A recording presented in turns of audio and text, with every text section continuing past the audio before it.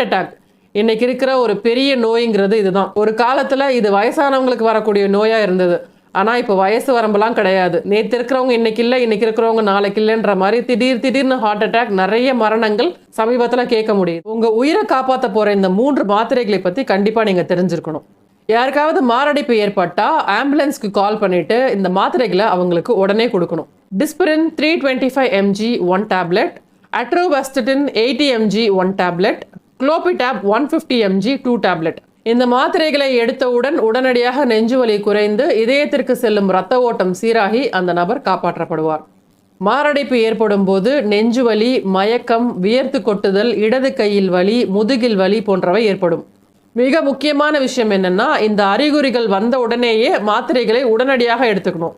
ஏன்னா இதயத்திற்கு செல்ல வேண்டிய ரத்த ஓட்டம் தடைப்பட்டா வெறும் 30 நிமிஷத்திலேயே இதய தசைகள் இறக்க தொடங்கும். அதனாலதான் பலர் மருத்துவமனைக்கு போற வழியிலேயே இறந்துடுவாங்க. இன்னும் சில பேர் மருத்துவமனைக்கு போயும் சிகிச்சை பலனளிக்காமல் இறந்துருவாங்க.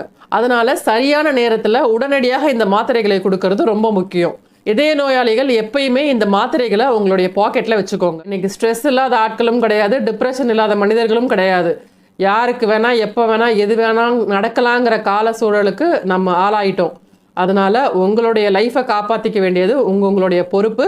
இந்த நோய் இருக்கு, இல்லை, தேவைப்படுது, படலைங்கிறத தாண்டி உங்கள் எல்லாருடைய பாக்கெட்ஸ்லையும் எல்லாருடைய பர்சஸ்லையும் இந்த 3 டேப்லெட்ஸை எப்பயுமே மெயின்டைன் பண்ணுங்க.